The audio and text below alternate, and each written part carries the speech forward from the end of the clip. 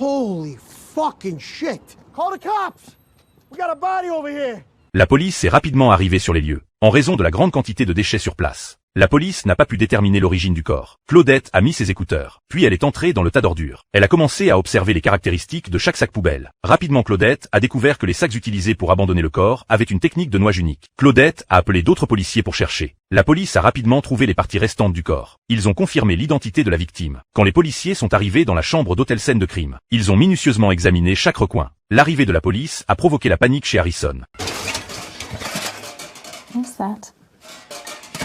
His name is Morgan.